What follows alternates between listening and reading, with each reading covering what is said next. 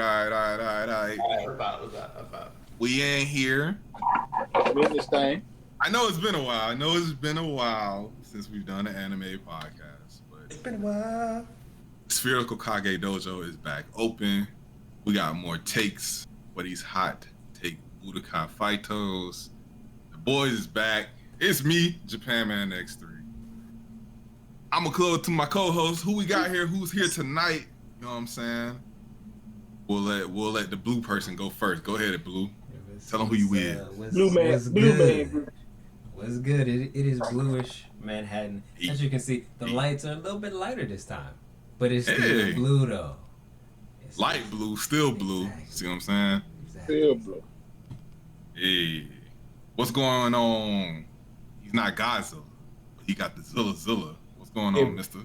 Brando Jita, Orewa, Brando Jita. What's up, y'all? It's been a while, but all good, man. We coming with that real tonight. Thank you for stopping by the Realest Podcast. Ain't gonna spare no feelings. If you disagree, that's okay. That's okay. Yeah, I like as you said that. Sometimes people disagree, and it's okay to disagree. But guess what?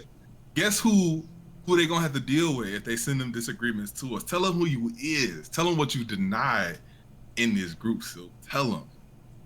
If anybody send any disagreement, we won't read them because we live in real life. Go take that to a bottle. This your boy Silk, man. So we back, guys. Don't let Rona take you out, man. Watch anime at home. If you watch a lot of anime, you can't catch Rona. Believe it. You can't catch it. It's a fact. The coolest anime characters all wear masks. I just want y'all to understand that. Oh, you like Gundam? Guess what they got on? Mask. And a whole helmet. But they definitely got on the mask too. That's all I'm saying. All right, y'all. Definitely wearing a mask right now. Just saying. When in doubt, be like Kakashi. That's all you got to do. That's all you got to do. You be all right. You be all right. That should be another topic of ours. We make masks like Kakashi. Mask Indeed. Yeah, like what anime characters would survive COVID? Yeah, we should do that. Everybody from Tokyo. Everybody. All right, my bad. Let's go. All right, y'all. So we got a lot of stuff to get to. Some stuff we're gonna catch up on. A lot of big things have been happening. One of the biggest that happened earlier in this month of August here, we had an anniversary for Bleach. Bleach ended a while ago, but here it is. We got a one-shot. Now, I can't speak for all my co-hosts and say that, they all are familiar with Bleach or that was something they were invested into. But it is one of the proverbial big three in the era that was Naruto, One Piece, and Bleach. Couldn't say those without saying that one too. So I had my time with it. Did anyone else, enjoy Bleach? Did they check Bleach out? Anything like that? I see Brando nodding his head. Yes. I was a very avid Bleach fan. If we can compare this because at the time I got into Bleach, the big three was One Piece, Naruto, and Bleach. Mm-hmm. And if I had to compare them, it's like, Destiny's Child. You had Beyonce, you had Kelly, and then Bleach was like Michelle. Like, she was there, but, some people rock with her, some people did. Yeah. Just before we delve deep into this, yes, I was a Bleach fan. I'm all about the Getsuga Tensho, the blade that's going to cut through the moon and all that goodness. I really like some things about Bleach, but then I really, really hated some other things about Bleach. But we're not here to talk about the legacy of Bleach. We're talking about the present. And it is back in a way with somewhat of a guarantee of future stuff too. Like, it seems like there is actually a new anime that's going to happen. I don't know if it's going to be in the same realm of this one shot or not, but the one shot itself definitely has potential. It definitely showed some new things. It gave a reason for it to come back in a way. So I know, Brando, you said you read it. Or you have any good feelings about it? Any negative feelings? I'm honestly kind of neutral about it, and in hindsight, I kind of feel like that's not a good thing. You know what I'm saying? I'm kind of lukewarm about it because the way it ended, you know, spoiler for anybody that didn't read Bleach to completion, but spoiler. If you won't be spoiled for Bleach, I did that, you know, block out your ears. Yeah. But pretty much, Ichigo got everything. Ichigo got Hollow, Quincy. He got all of it. And now it's like, you know, it was pretty much a jump back to, hey, let's check up on these characters. And they have a, you know, pretty much where they're going.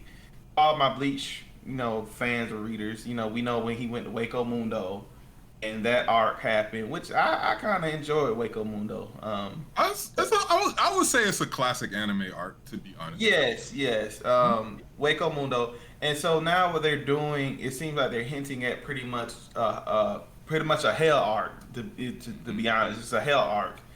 And that was kind of Waco Mundo to me. I mean, it wasn't, you know what I'm saying? It's pretty much a different dimension where other beings are that got hands.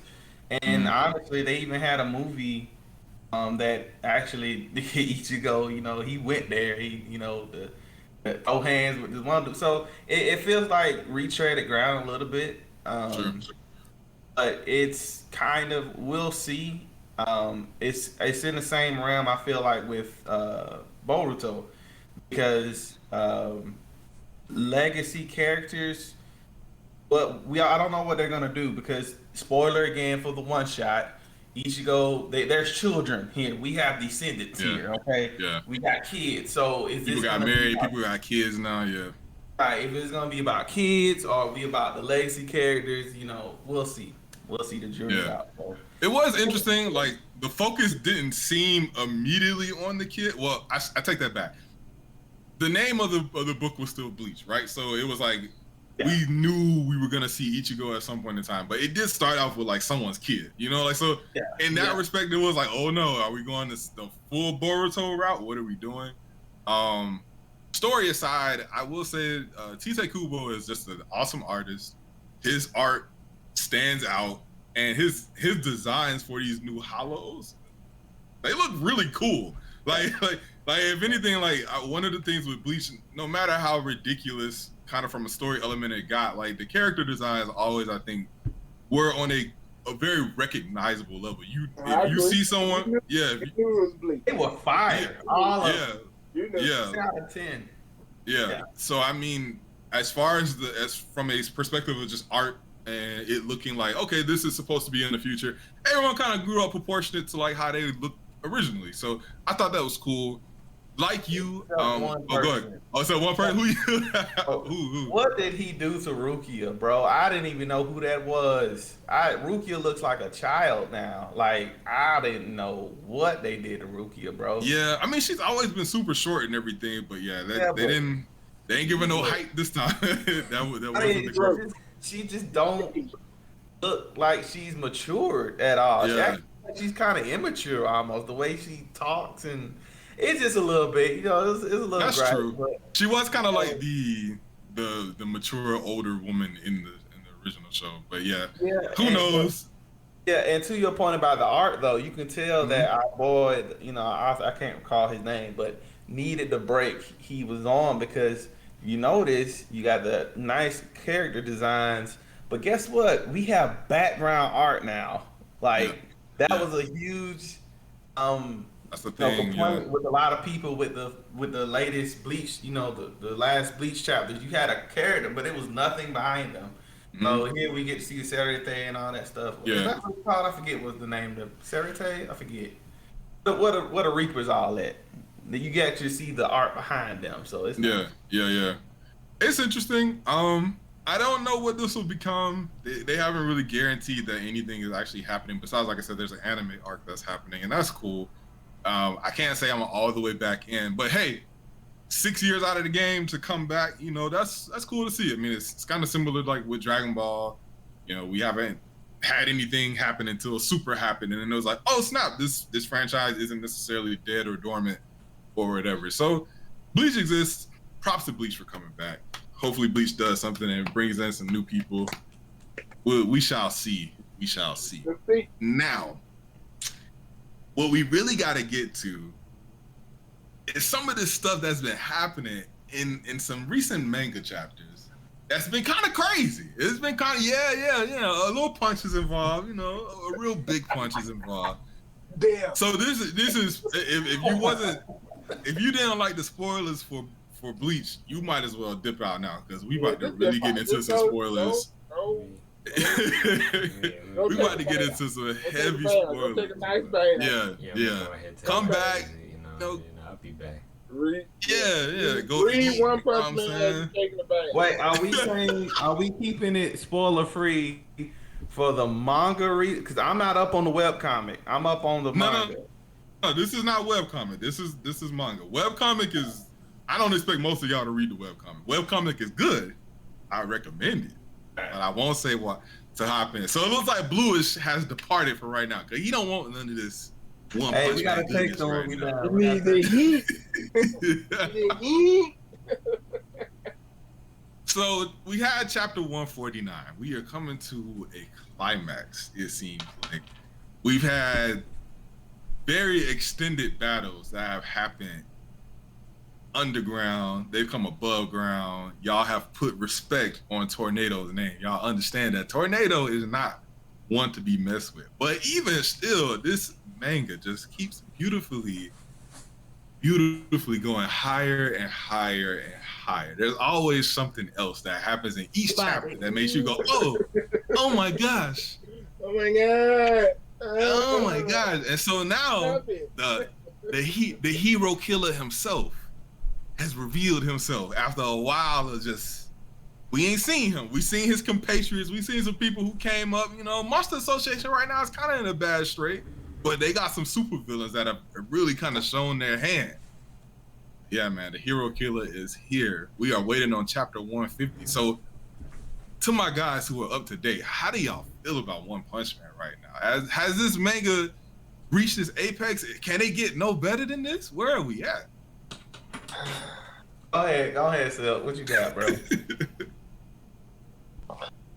Like black. I don't know how much more that I can take.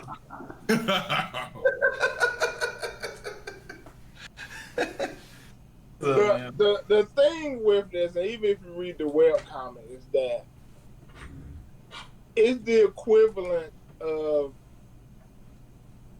how can I best explain this? So we know Saitama. We know that he can quickly end all of this. And they just like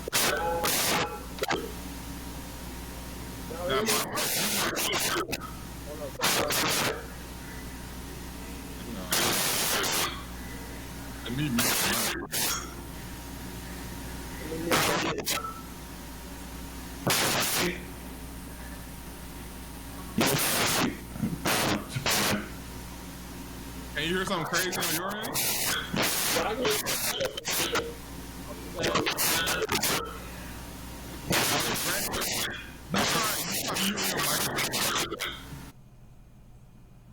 Yeah, it's you. Okay, that's, I don't know what that is. Yeah. Wait for your boy. See, that what Brando Zilla do.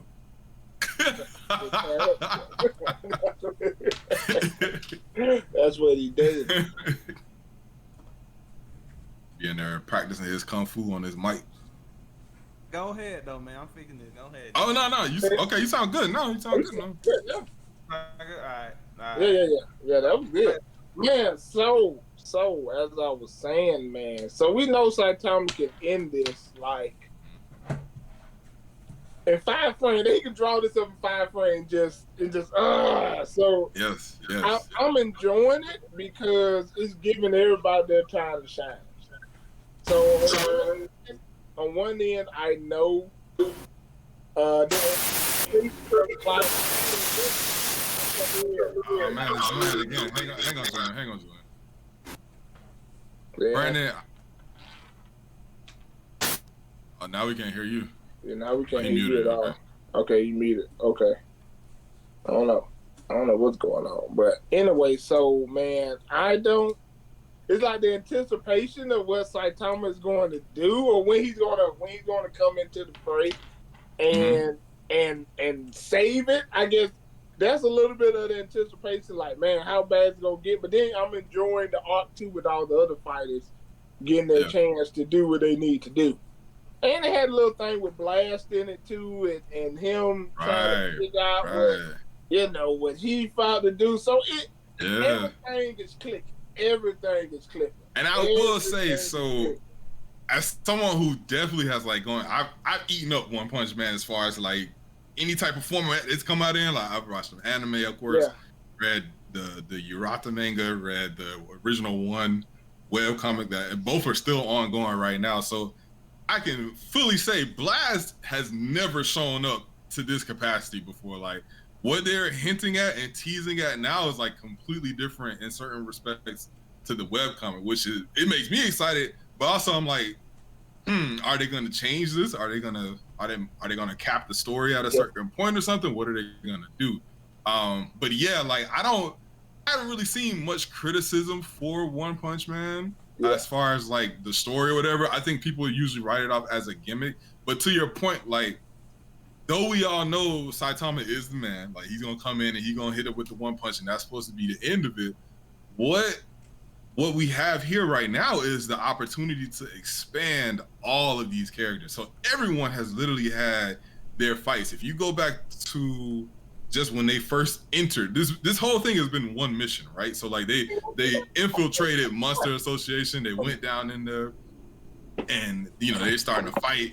And you see everything from, some of the lower end superheroes kind of get their shine to like even again your main S tier people, Child Emperor, Flash. What would they call him? Flashy Flash or whatever. Darkshine. You get all of them involved, and they all have had their moments. And now we're getting to this point where like even still like it's not just Gino, it's not just Tornado. Like so many people are involved in the story and doing epic things. Like they all are getting some shine. Go ahead, Brandon. It looks like you about to say something. Yeah, can y'all hear me? Yeah, we can hear you. Yeah. And two, I think Tick, do you see Japan Man? I think I lost visual on him. Oh, you can't see me? It's just like Yeah, I can see him. You can see him? All right, I'll fix it later. I'll probably leave and come back. But with One Punch Man, it's like things are just escalating so much, and I've been enjoying the ride.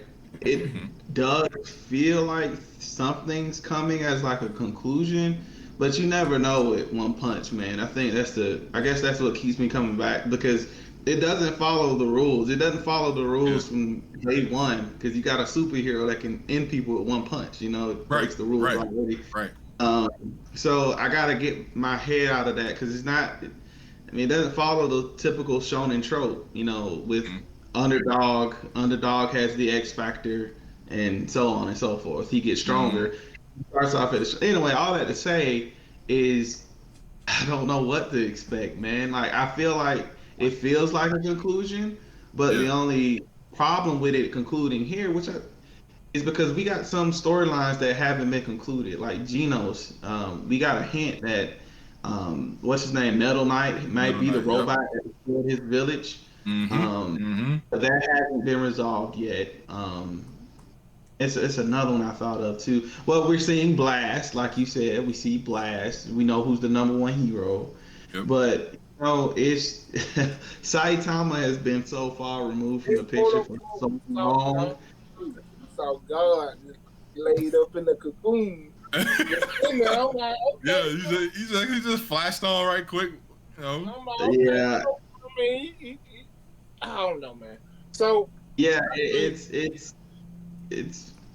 tough to see, dude. I don't know what's about to happen, man. I don't know. So that goes into my fear, is that I think while I was coming up, like, why is it so epic? Because it's like, knowing that the webcomic is still ongoing, I'm like, they do this epic stuff, and it's like, okay, everything is clicking. it ends the arc, I wonder, like, will we, like, survive that? Like, it ends, and like, all right, now let's start another arc, and it's slow build up. I'm like, oh my God, I don't know if I can take this no more. Right. Like, the up track has been so long. Like, We've been doing like this for a long time. We've been, going up and up with the battles, and they've been great. Child Emperor's fight with the Phoenix, the bird suit guy, was amazing. It was so good. Tornado's fight with old girl was amazing. Oh man, Atomic Samurai's fight was amazing. The two dudes, that Zombie man fighting Dracula. Oh man, yeah, fighting Dracula. Arrow and Darkshine fighting, it's so many epic moments. And like, what I try to remember is, like, if you can remember, like, One Punch Man has kind of already had what many would have thought would have been a conclusion when he fought Boros on the spaceship. But you forget, like, since that was the first season of the anime, in the manga itself, like, that wasn't a lot of chapters, and it definitely was just like, oh, this is a really dope concept. How can it go past this? And now all of a sudden it's like, no, there's lore. Like you said, Brandon, like, there are unresolved storylines that are, like, still here, still present. But if you can think of everything that's happened, like, the enemy for this main arc that we're in right now has been the Monster Association, and how they've infiltrated and grown. Like, they've been in City Z this whole time. They've been right underneath Saitama this whole time. Like, and now all of a sudden, like, we had a whole tournament arc that kind of just is almost forgotten, even though it was really, really, really good in the manga. I can't speak for the anime, but in the manga, it was really, really good. And yeah, now we've gotten to the point where this whole hero killer arc is coming again to its apex. But if I don't see them changing it for it to be the end, because there is so much more that the webcomic has gone past on. But yeah, I'm very intrigued to see what them hinting at, Blast is already here and stuff like that, what that insinuates. But all I can say, man, without spoiling y'all, is like, the best is yet to come. There is so much that this thing can deliver on. And I think what's cool is that, like, even though I think you have your hesitation, Brandon, of just remembering how traditional shonen stuff works, like, you still keep coming back. I know some people who probably can get tired of this. Like, it's funny, we talked about Bleach earlier, and I feel like Bleach kind of was similar in the sense of, like, Bleach's goal was to always elevate and try to get more explosions, more fancier battles. Like, it was always like that. But it got to the point where it felt dead to me. It was like, oh, they keep doing this stuff. It doesn't really, like, it looks cool, but what's the purpose? It lacks substance. It followed a formula. And you know what I'm saying? And you can catch the pattern. I mean, really, after Ichigo did the final Getsugo Tensha on Aizen. Yes, that's supposed to end the show. It would have been so perfect. I've always said that's where that anime should have ended. When they did that whole full bring mess, I was out. I was like, there's no way. The full bring, it sucks. Yeah. Oh, man. It sucks. But I was saying One Punch Man is... And that's the thing, with One Punch Man, I feel like I'm not looking for emotional beats of Naruto or One Piece. I'm looking for a good time, a good, you know what? I put it to you like this. One Punch Man is my new Dragon Ball Z. I gotta keep, and that doesn't mean a bad thing. When I was a kid, I wanted to watch Dragon Ball Z for some cool fights and some craziness, like, and so that's why I do One Punch Man. I don't expect Saitama to give me a backstory and all this stuff. So yeah, and then like I said, it doesn't follow rules. So I'm down. We talk about the way it feels like it's coming to a head or a climax or finality. I know we got a topic of another anime that sort of feels the same way. Hey, I see the way you segue now. See the way you did that. See the way you did that. Exactly. Hand clap this man. All right. So now we're gonna switch gears. We're gonna talk about another superhero anime. You know, the one that a lot of people probably still think is the best of the best. But we're gonna talk about something that probably a lot of y'all know about. That My Hero Academia. Now, academia is in some weird places. We have seen a lot happen within the last year, I would say, with this series. A lot of amazing things. It got me to like catch up and be on board, and I was not a supporter of My Hero for a long time, but it got me. And yeah, we're on chapter 323. That's the latest chapter.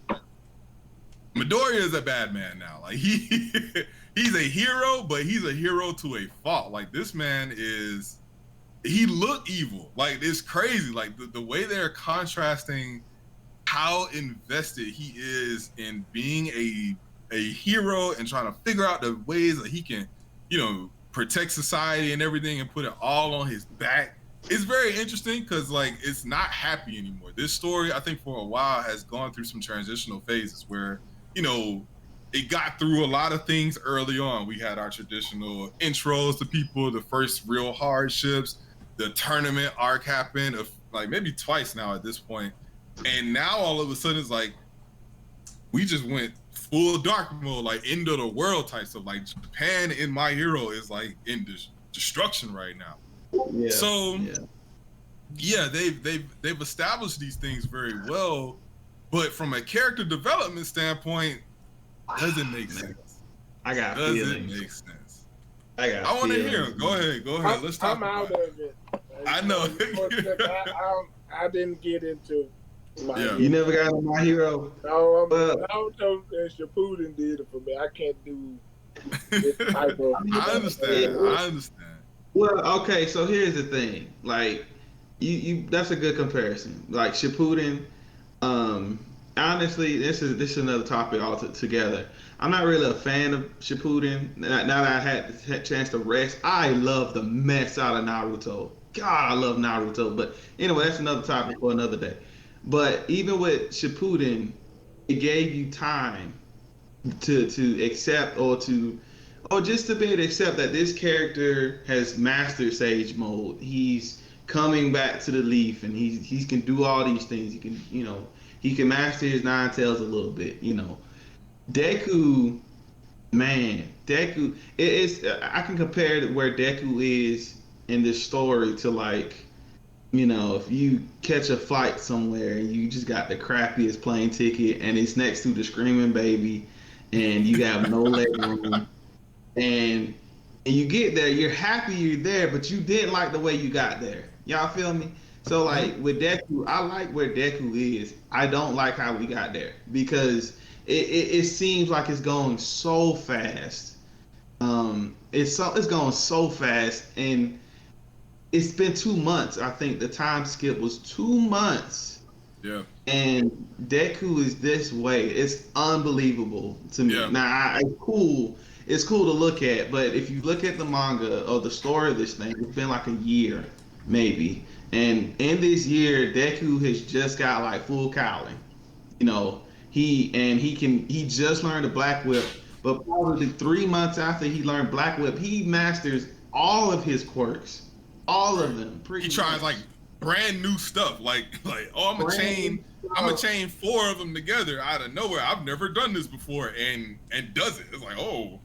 Okay. Yeah, and like I said, it's cool. I will be lying to you if it looks dope. Oh man, that battle with the sniper, it was great. Oh man, it was great. Yes, dude, it's amazing. But it's like, I feel like they're shooting themselves in the foot here. That's what I feel like, because I feel like the manga this anime or whatever doesn't know whether it wants to be ensemble cast or does it want to be a focus on this character kind of like deal. We know from the jump it's about Deku becoming the greatest hero, but from that standpoint, we think, okay, they're in high school, we're gonna see him age up. You know what I'm saying? But bro, he is like, not only that, none of that, Japan man. What I'm looking for this show to do, because it's hinted at, it's gone there, but it just won't give me that push that I want. I need somebody to die.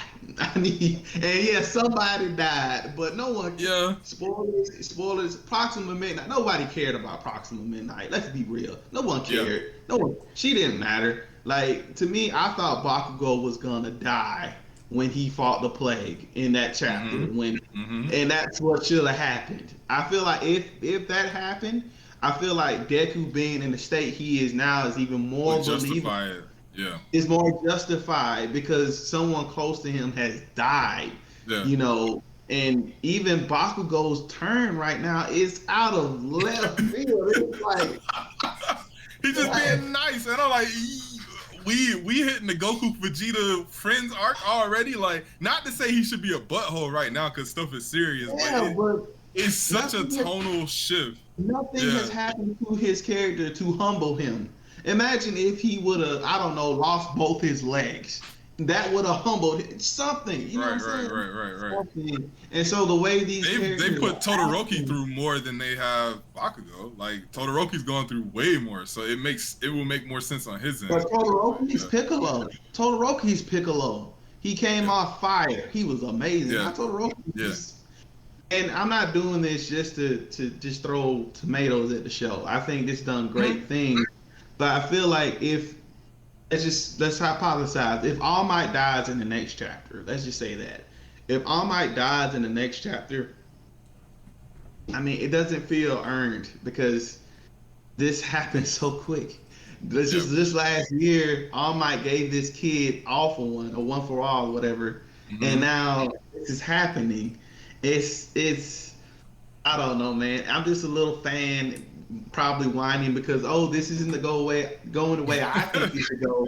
But I'll be lying if I don't feel some type of way because when we look at other shonen, because they you know, My Hero is put up with Naruto, it's put up with the One Pieces and all, you know, these big shonen, the Dragon Ball Z's. You look at those shows and they had time to develop their characters. Even Goku, Dragon Ball, to Dragon Ball Z, to Dragon Ball Super. We've seen him come like, you know, regardless of how you feel about it, even Naruto, you've seen him start here. He didn't become a Hokage. He didn't become a Hokage or learn how to use the Nine Tails in Naruto. No, it was all the way to the end of Shippuden. You know what I'm saying? Or even, you know, and that's the thing. I'm saying I'm gonna shut up. I've been talking too long. It's all good. I've been talking way too long. But when you do time skip, like, dude, I'm coming off of One Piece where something happened in the story where the main character was like, no, we ain't ready. We have to stop right now. Wait 2.5 years or so, and we come back when we're stronger. 2.5, a lot of things can happen in 2 years, but 2 months. 2 months. Like, what was the time skip from Naruto to Shippuden? I don't even remember. I want to say it was like, for some reason, 3 years is jumping out to me, but I don't know. I don't know if that's true. I mean, it's long enough. It was some years for Shippuden. Yeah. They had to grow. They got out of the. Yeah, they were like young preteens almost at first, and they were like full teenagers by the time Shippuden happened. Yeah, so it was believable. It was believable that Naruto showed up with these giant toads. And, you know, You've been working. And that's the thing. So it's funny because I had discrepancies with Naruto from the sense of like I didn't like Naruto as a character. But it's like, oh, they gave you the cheat code already, so your fights don't feel earned by you. Like basically the way he fought, it was like get beat to death until Nine Tails kicked in and then go ham. Yeah, exactly. By the end of Shippuden, they've made Naruto work himself up to be an actual person who needs these powers and can use these powers. And that was all I asked from that show. Because every character was better developed than Naruto themselves. He was just a whiny brat at first. Midoriya is similar, but on the opposite end. Midoriya wanted to be a superhero. He wanted to be a hero. Like, that's what I want to do. Then they give him the cheat code. It's like, no, here it is. It's a cheat code. However, you can't handle it all just yet. But here you go. You know what I'm saying? And then it's like, okay, well, now how is he going to develop this power and everything like that? And the pacing for the story was slow to me at first. Like I said, the first 2 times I tried to watch My Hero, it didn't work for me. Like I fell completely off. And it wasn't until like the end of season 2, early portion of season 3 that I was like, oh, this this is incredible. Like, they really have got to that point where I'm finally understanding this character. He's not just a whiny brat who has powers. He's actually kind of a cool person. Now it's to the point where they said, oh, we gotta fast forward. So he's had such a monumental like enemy pop up out of nowhere now. Well, not out of nowhere, but like, you know, just kind of like pop up to the extreme level that it's like, oh yeah, he's just killing people. Like, y'all need to have someone come in and like get on his level right now. And it's like they're pushing Midoriya to get there too. So it's weird, the dichotomy of it, because it's like in the background in the story, it's like, yeah, Japan is like terrible right now. Y'all need to like really fix this. So in 2 months, it's going this crazy. All the prisoners are loose. Y'all don't know where Shigaraki is. Like, it's terrible. But now it's like, now you have to make excuses almost for like getting Midoriya to like 100%. Like, now he's got to be better than All Might almost. And it's like, he don't even take advice from All Might no more. Like, that whole dynamic has kind of changed. And it's like, all right, his character has completely done a 180. Like, he used to be all about the power of friendship. Now they're trying to make it not the power of friendship, but still the power of friendship. So it's weird because like it's funny to me. Like, we talked about One Punch Man. It's like One Punch Man don't care about this type of stuff. One Punch Man has his characters go off and do his thing. We all know Saitama's gonna come in and do his thing, but they're gonna give a good ensemble story because they're gonna focus on every character and kind of give them some shine. Whereas One Punch has kind of always been about Midoriya. They have had other people have their storylines, but you know they're side characters. We hear in the intro. Yeah. We hear in the intro him say, "This is the story of me becoming the world's greatest superhero." Like, so we're looking at him, and now all of a sudden he just went to like, you know, oh, you was cool, but now all of a sudden you crazy good, but you a flawed character on so many levels that you never had any issues with before. So yeah, like it's very interesting to see where they've taken it. Yeah, and that's what I'm saying, man. Like, and like I said, I like where Deku's at. I like that he has. Yeah, he's cool now to me. Like, I just don't like how we got here. You know what I'm saying? Because it's like it doesn't feel earned. You know, like the fact that Deku is. You would think Deku is acting the way he is due to a close loss, but he hasn't. Yeah. Accepted it. Because villains been running around this entire show. You know what I'm saying? We've had some really bad villains. Like, they've been attacked. Deku. I'm like, okay, so you brought Naruto, and that's a problem I have with Naruto too. When he was in trouble, Nine Tails kicked in, saved his life. Yeah, it's the cheat code. Deku doesn't have that. Deku doesn't have that. So to me, watching the show, even from the first season, he's injuring himself to fight. I'm like, there's stakes. There's realistic stakes in the show. Yeah. But it's like the show doesn't want to go there, and that's why I'm like, just go there, dude. Because if it's, I honestly thought All Might should have died when he fought One for All. Like, I was thinking that was it. When he lost his power, he was like, oh, this is it. And it was like, all right, well, are you gonna die? Like, okay, you're still here. But even with All Might, to me, the character that they set up, I'm thinking, okay, All Might has lost his power. The All Might, in my mind, would have still been a superhero. Batman doesn't have superpowers, but he's a superhero. That's what I thought was going to happen, but it's just a lot, dude. Because we had the whole arc with All Might going to Deku's mom saying, "I'm going to train this boy up. I'm never going to leave his side." We haven't seen any of that. We haven't seen that happen, and it's like they skipped past that. It's like I said, now we're at the point where he's kind of disregarding All Might and saying, "I'm gonna do my own thing." So, I don't know. What? I don't like it. I don't like that. He don't like it, guys. He don't like it. Well, what I will say, that chapter with the kids coming out. Yeah. Sit down, man. Now y'all know I don't watch this mess.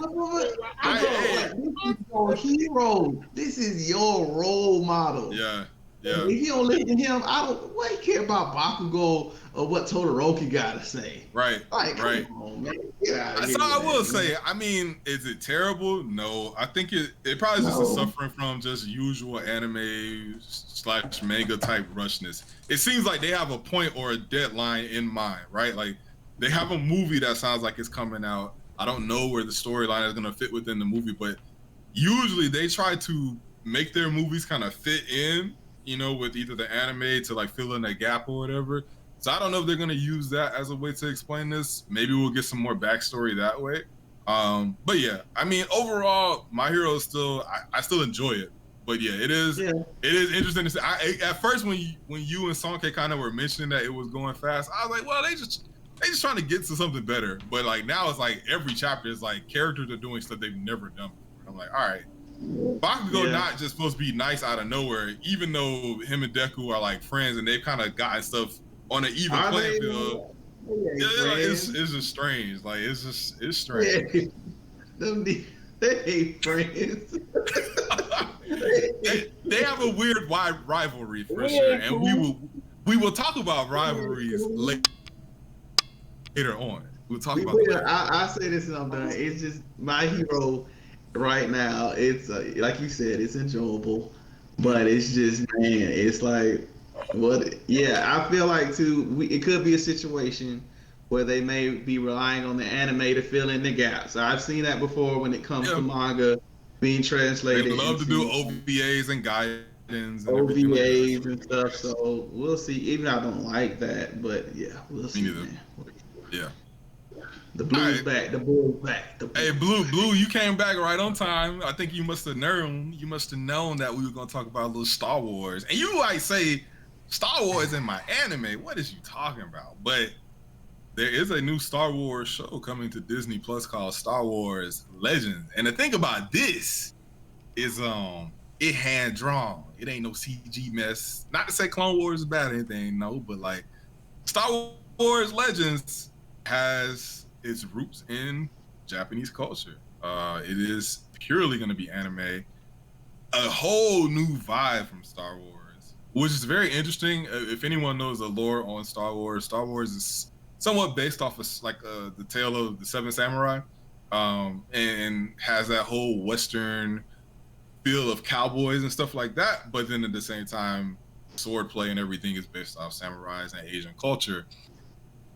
So yeah, was anyone able to check out the trailer? Do you have any thoughts about what you think? You know, yeah, okay, I got a lot of head nods, so we're gonna get the full class participation on this. Speak. Louis, you ain't been here, so come back with it. Come join us. Come join us. Let me first off say I am a big fan of Star Wars. It is legitimately like childhood. Like I grew up watching Star Wars. I grew up watching the original trilogy. Even though that was before my time, I got all the movies. I love Star Wars. I got all the movies excluding 3. But you know, that's a whole nother pod. It's a whole nother pod. I was gonna say I don't want to go too deep into it. Which 3 you don't have? Yeah, I'm intrigued actually. Yeah, but no, yeah, keep going. It's a whole nother pod, but not to go too deep. There's legitimately there's 2 movies out of all movies like in the world that I hate and will never watch again. One is Batman v Superman. The other is Last Jedi. So my feelings on Star Wars like currently has not been too positive. Now we've had some bright spots, you know, Mandalorian, you know, Bad Batch is great. It's awesome. But this right here, this Visions, stop. This is perfect. Hey.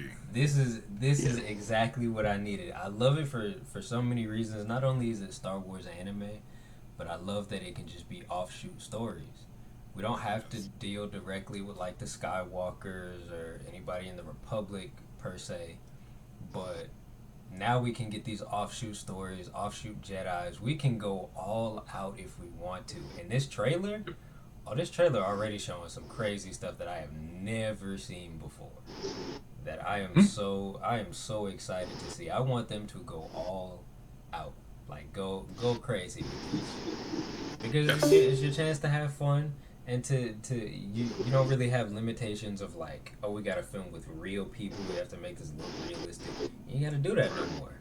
You go all out. You can let the Force do whatever it wants to do. Yep. So I'm hoping, I have a lot of hope in this, and I hope legitimately they just make this side stories, make them dope, go crazy. I'm with you, 100%. You got me amped up.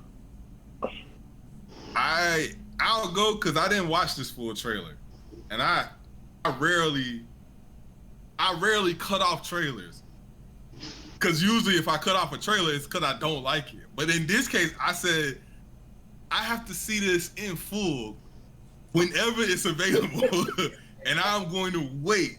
So I watched like the first like 30 seconds with the volume kind of low at that. I didn't even want to hear what they was talking about. I just wanted to see it. I just wanted to see it, and it looked so good. And what I will say is, to Bluish's point, there is tons of bad Star Wars media out there, unfortunately. It's really, especially for right now, if it was not for The Mandalorian, we probably would not be talking about Star Wars in a positive light. Because Rise of Skywalker, Last Jedi. I never saw it. Yeah, it's been reasons to be negative for sure. I would never see that movie. Yeah. I wish I could be like you. I never saw it. I never saw. I refused to after The Last Jedi. Yeah, I understand. However, from my childhood, and this is something that I know a lot of us can relate to, there was a thing that happened on Toonami where the creator of Dexter's Laboratory created the Clone Wars miniseries. Yes, sir.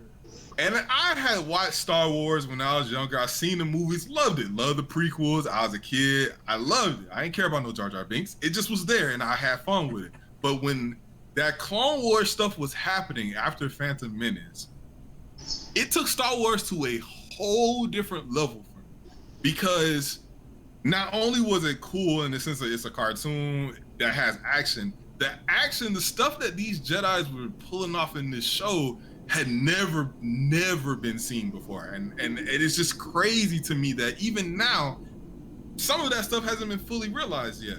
We've had video games throughout the years that have given Jedis amazing powers, like Force Unleashed. The main thing of that trailer was like him pulling down a whole starship. You were like, oh my goodness, that's crazy. And even then, I feel like that is still somewhat tame to Mace Windu taking on a whole droid army by himself. To me, that has never been replicated again. And it took that one show for me to really expand my mind about, oh, this is what real Jedis are capable of. This is what Star Wars could actually look like. And the only other thing that came close to that was the CG trailers for Star Wars: The Old Republic. Again, just a small thing, never was fully realized. The game does not look like those CG trailers, but the fact that people were blocking lightsabers and shooting Force Kamehameha waves, like I was like, this is crazy. Star Wars can do this type of stuff. So this anime, oh man, like you know they're gonna put so many good ideas into it and fully flesh them out and just have just eye candy. It's gonna be visual eye candy of so much goodness. And it looks like from even just a little bit that I heard, it seems like the storyline isn't just gonna be stupid. Like hopefully it's gonna be grounded. They're gonna tell some really good stories. I think really like after Mandalorian, like you owe it to yourself to really tell a good Star Wars story with this property, you know? So I really hope that they can do that. But from the action standpoint, I'm expecting great things because man, Star Wars needs it. It needs that little shot in the arm to kind of get back some goodwill. And I think this is a good way to do it, especially for people who like anime. Yeah, man. Man, so let me hear what you got to say, bro. Before I start talking, I've been talking. What's up, bro? What you think about this, bro? Oh, I'm just sitting here savoring the fact that we finally going to get some anime in the Star Wars. Like I agree. When I saw that trailer, I instantly went back to the animated Clone Wars. I instantly went back there, and I was like, finally. They're doing the Jedi some justice. Yes. I think for me, Mandalorian fixed for the story arc telling of it.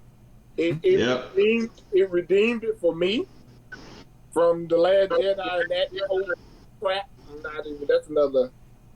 That's another part. But from the story aspect, that did it for me. I was like, okay. They got that right. But I was like, man, how are they going to redeem the Jedi? It's two things for me. One, we know once Disney basically bought it, they got rid of the whole thing. The EU, the extended universe. And if you read that, like I did, I wasn't deep into it, but I did a summary of it. Yeah. Oh my God. So everybody thought that. When Disney bought that, oh my God.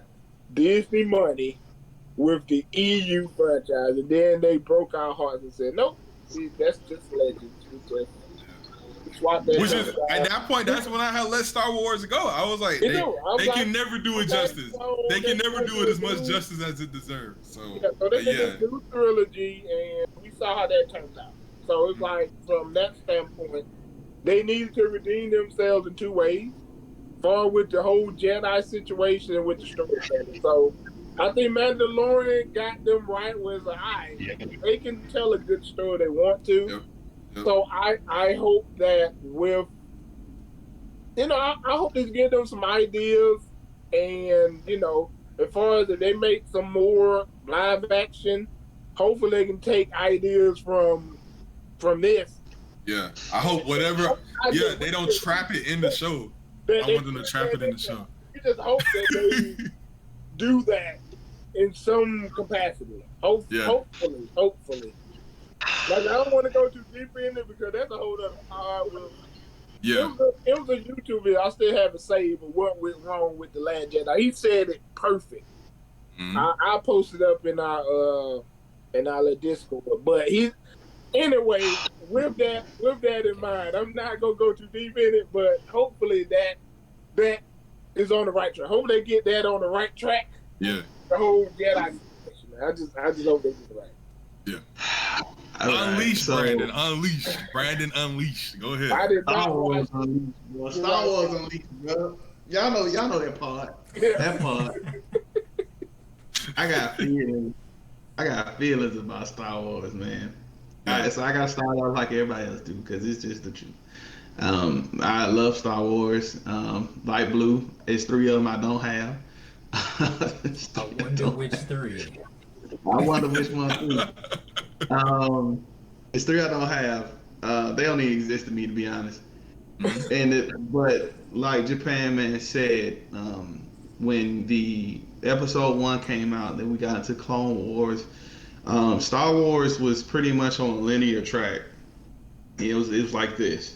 And when the Clone Wars happened, I remember that everybody hated the prequels and junk. I loved all of it. I was one of the kind of cats that liked all of it, to be honest. Yeah. I'll be honest, Clone Wars is tough to watch. I'll be totally honest, not the greatest movie, but I still enjoy it. But when that era, Star Wars was like this. Well, you had the EU and you had the Clone Wars show, all of them. There's multiple Clone Wars shows. Mm-hmm. The universe started to do this, started to move outward like this. And, oh man, it was an exciting time to be a Star Wars fan.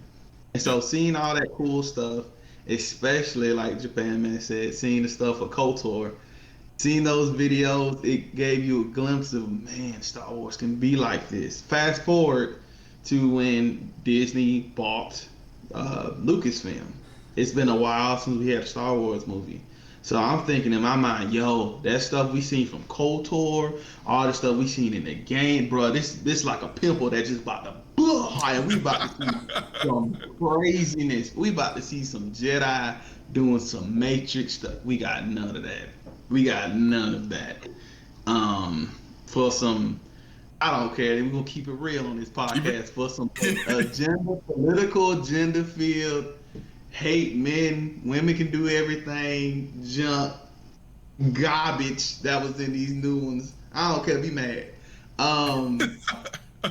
We enjoy the hate at the expense of the story and the characters to promote, different biases and junk.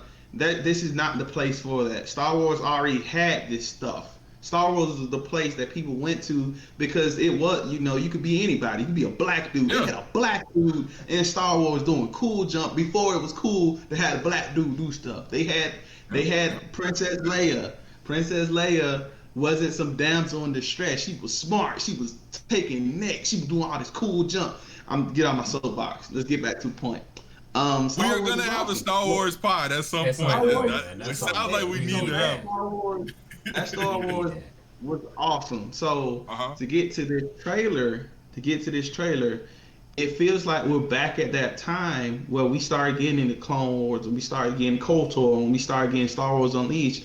We getting Star Wars from a different aspect, and Star Wars is Japanese culture, and so we about to see. You know, shoot, I went to Japan and I saw the samurai armor that was based off of Darth Vader. The Jedi are based off of samurai code. All of it's there. Shinto, anyway, we don't get deep into that. But what I'm saying, when we see these Japanese creators, what they about to do to this junk, it's about to go crazy, man. I ain't gonna lie, I usually don't do this, but my expectations for this is like up here. It's like you can't see it in the screen. It's up here. I've seen animation and just a teaser that I haven't seen since Afro Samurai, like that. Like it's looking that good. It's looking that good, Japan, man. I know you didn't see all of it. I ain't watching it. It makes me happy. That good. And so, like Silk said, I'm hoping this does amazing. I hope the numbers do great, so we can get this kind of stuff in the live action movies. And it's a shame that the live dude. Spoilers if you ain't seen Mandalorian season 2 or whatever, but when Luke came back in that one last scene, that's when Star Wars truly came back to life. It was like it came back, bro. And like because Ahsoka and Luke, in the Mandalorian and Luke, their lightsaber play was amazing, and I'm like, okay, somebody over there get it. So what I'm saying is, I look forward to this. Get Kathleen Kennedy out of there, bro. Get it out of there, all right? Get it out of there. You know, give it to Jon Favreau, because I ain't gonna lie, Kathleen Kennedy had nothing to do with this. You can't convince me otherwise. She said, "Oh, it looks nice." You know. Anyway, get her out of there. But I'm very much looking forward to Star Wars anime, man. So much, bro. We gonna get Force Lightning as Kamehameha waves. We gonna get. Can I ask one question? Can I ask one question? Did they talk about Skywalkers at all during this trailer? No. Nope. Thank you. Nope. I'm so sick of it. I'm so sick of it. And like I said, we'll have a podcast about Star Wars.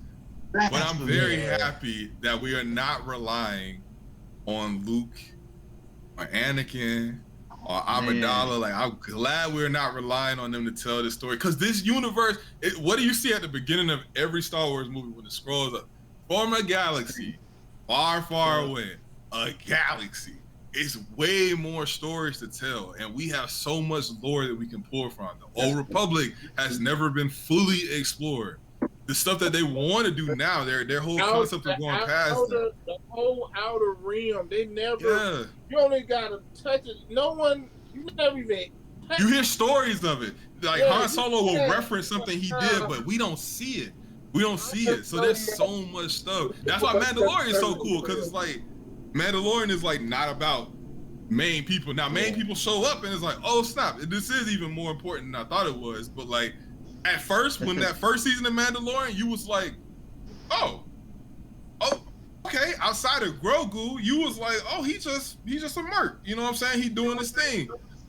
So yes, they can make new characters that live in some space in this universe and make them interesting, make them enjoyable, make them something that we want to see more of. That's what I'm happy for. Because they done destroyed the Skywalker so much anyway, dude. It's time. The Jedi in this era of Skywalkers, they soft. Like we've never seen prime Jedis. That's what I've always wanted to see. Like I've always go ahead. Not in the mainline. Well, not in the mainline films. We haven't. I say that's what I'm saying. The closest we seen was probably the fight with Darth Maul and Kenobi. And I was just about to say. Like Darth Maul, to me, presentation-wise and everything, like he did new stuff. He seemed amazing at the time. But like, I play Kingdom Hearts, bro. I'm expecting if I can wield the Force, you should be able to force wield lightsabers and have it shoot out like Final Fantasy 15 or something. Like it should be like that. Why? And there's lore of these amazing Jedi and Sith lords and everything who had so many crazy force powers. We haven't even got to the point where it was like we haven't even explored the history of like the Jedi, like not the Jedi, right? The Jedi, the Jedi, the ones that when everybody was together, and then the split happened, and then you got the Sith and the Jedi, and then the Jedi started working with the the governments and junk, then the Sith was doing their thing. But it's just so much, dude, because it's really leaning to a point where I'm gonna say this, I'll be done, but I love the Skywalkers. I think Luke is still my favorite one, but the thing is, I agree, we need to move on. But at the same time, it's like it hurts to move on because you see your boy just being dragged. They gave him his redemption in Mandalorian. Like that was to me, that was the redemption that he needed after seeing him come back and not do what he was supposed to do. So I mean, and like I said, we'll do a Star Wars pod. It sounds like we really need to have one, but I expect good stuff from this anime. It sounds like everyone is in a good anticipation for it. I think Disney Plus will help it a lot. I hope there are long episodes. Yeah, same. At least that's a lot. That's a lot, but I'm whatever they give me, I'm happy. To Brando's point too, real quick. You are very much right. We back in that time. Fallen Order as a video game is excellent. We got Mandalorian. We got this coming out. We're branching out, man. We branching. I love it. Yep. I love it. They found a stride for sure, and it took the movies to be done to not be the focus anymore for them to get there. So hopefully we'll see a lot of good creative stuff come out in this show. Hey, Blue, people sleeping on that Fallen Order, boy. The ending of Fallen Order was. Hey, yo, when homie dropped down. Bruh. Hey, Blue. Bumper find a boss, boy. We running, bruh. Yeah. Bumper find a boss, bro. We running, bruh. I was like, I said, no, bro. Dip God. So we talking about running fast and going fast. That's a good segue into this whole Fast 9. So some of my fellow compatriots, they caught the Hollywood bug. They wanted to see some fast cars do fast things. And one of them in particular, Silk, had quite a statement to say. Now, Silk, speak your piece about this Fast 9. Why are we talking about this during an anime podcast? Why? As men and women too, but us as men, we have a particular love for cars, right? Mm-hmm. We like to see cars go fast. We like them all nice and shiny, and we like them to do amazing things. So everybody knows of the Fast and Furious series, and let's be honest, we know it as time has went on. It has gotten crazier and crazier, but we still watch it anyway. So we want to know what is going on with family. How strong is family? How strong is Familia? Well, from all of us, man, we have taken a chance, and even if you haven't seen it, you've heard about it. Fast 9. Now, even though we're talking on this podcast about anime, I have heard the exact same comments from men of all the men at my job, men walking down the street who have seen Fast 9. They know how crazy it is. But us as fellow anime people, we know that is not. We're used to that. We're used to Moon getting sliced in half. We're used of human bodies going to space with no suits. We've seen whole cities destroyed. I mean, complete demolished just by one punch. By one punch, a whole city blocks is just destroyed. So, my fellow anime people, as you watch Fast 9 and seeing the things that they did, I mean, that man took a regular 1989 sedan, drove it into space. A man, Dominic Toretto got beat so bad he had an anime flashback where he was able to go back, relive his life in the third person, and remember everything. Oh my gosh! Toretto literally falls out of a car And how does he land? No, he doesn't do a fireman roll. No, he doesn't land straight on his back and brace, but he actually does the Superman landing. Do you guys see that? Did you see that? And they go through buildings. He spears him. His head smashes straight through a doorpost. He is still surviving. So my fellow Americans, it's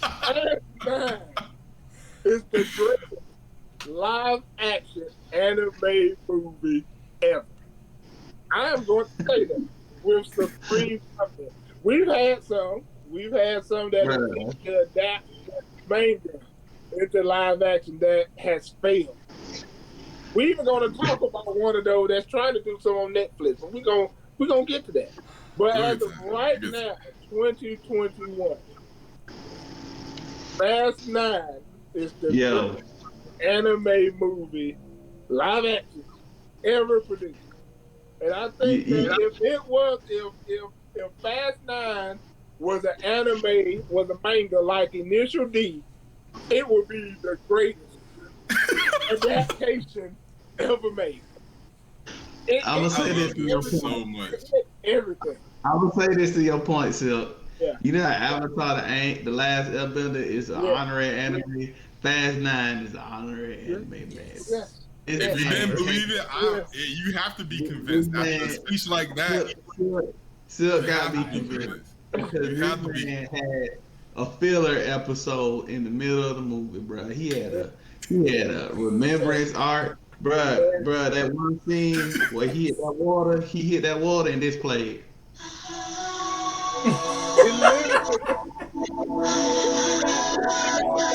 He hit that part. You know what that is. I swear that was played when you see that. Bruh. He did. He jumped. I counted. This dude jumped from the 5th floor of a building and landed. No justice. All by the power. No gear. Family. By the power of family. Hey. When you watch anime, you know how dangerous the power of friendship. Yep, power of friendship. We know how it is. We know how many of villains have died to the power of friendship. That's kid stuff. This is the power of family. It's further beyond. All right. It was. What's his name? Dom Torello. This dude, he Goku, man. He like, That's hilarious. And then there's supporting characters. They not only do they go to space in a car, they crash through a satellite. They ram it, go straight through a satellite. How do they get back home? They not dead. They're not dead yet. Bro, you even had a Sasuke character, bro, that became the ally at the end, just like Sasuke, bro. It just you had it, bro. Fast 9, best anime movie ever. It's been confirmed in our heart of hearts. We know it to be true. That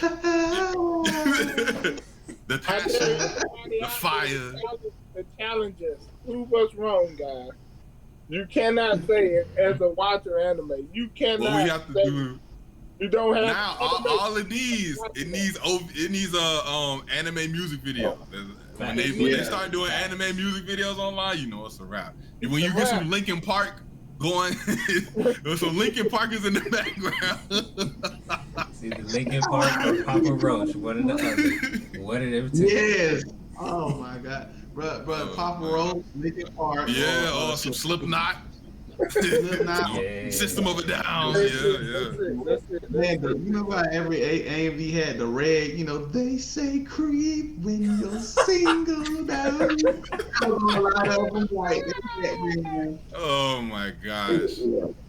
We need to make that.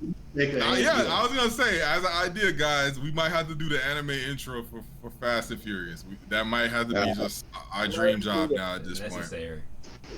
All in agreement to vote in Fast 9 to the Anime Hall of Fame. Go ahead, raise your hand. All right. This is universal. We have done that. Now we shall move on to something that is in the Hall of Fame originally.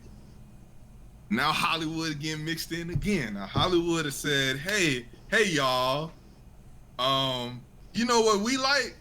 Yeah, you know what we like? We like a little something called Cowboy Bebop, one of the greatest anime stories ever told. And they have said, we're gonna make our own. Now this has been something that they've tried apparently to do for a long time. There's been rumors of a Cowboy Bebop movie for almost, I'd say like 20 years. I don't think that's like a rough estimate. Like it literally has been that long. And Netflix has gotten the rights to do a live action show. Heard about it early in the year, kind of just went in one ear, came out the other. I never really put too much thought into it.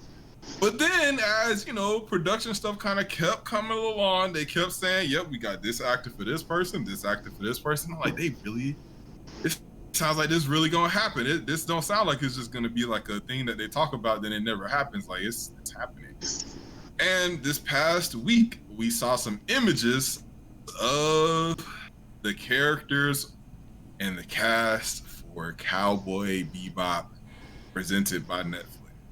Now, a trailer has not come out, and to be fair, I always say sometimes you have to see some stuff in motion first before you can judge it. But these pictures and these costumes have to be talked about right now. We have to say some things about them. I don't want to be the first person to go. I will. Go ahead. Take it away. One of us. Cowboy Bebop has a special place in my heart. Special. It's really special. We got something special.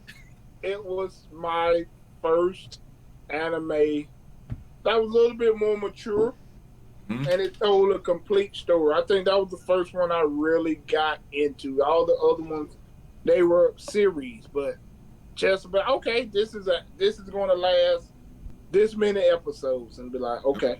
And so it holds a very, very, very, very special place in my heart. Still holds up. Still holds up. Every episode still holds up. I still watch it to this day. I would take a binge and be like, let me watch them all again. Yep. With the initial